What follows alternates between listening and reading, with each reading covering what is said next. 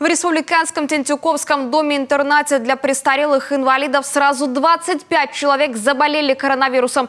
Но, как сегодня нам сообщили, ситуация под контролем. Заболевших госпитализировали, а в самом учреждении ввели карантин. Виктория Денисова подробнее. Масочный режим, санитарная обработка, внутренние фильтры. За этим следят по всей строгости. Речь о Тентюковском интернате, что в Сыктывкаре. В учреждении 256 подопечных, 25 из них в мгновение госпитализировали. Ковид подтвердился. Меры предпринимаются все для того, чтобы купировать те случаи, которые у нас были.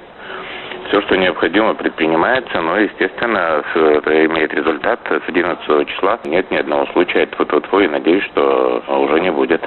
По словам директора интерната, вспышка случилась еще 4 августа. Тогда же в учреждении ввели карантин, прописали подопечным противовирусные.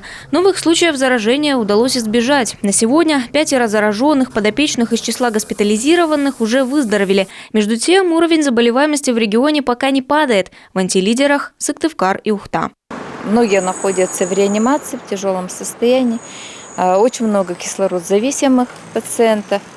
Много молодых людей, поэтому надо, конечно, к этой проблеме отнестись серьезно и, соответственно, выполнять все рекомендации, которые у нас на сегодня имеются, сохраняются. И, конечно, основное, которым сейчас направлена вся работа, это в отношении вакцинации населения.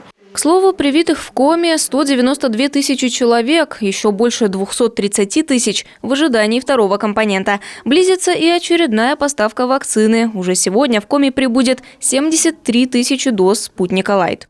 Виктория Денисова, Артем Соколов, телеканал Юрган, Сыктывкар.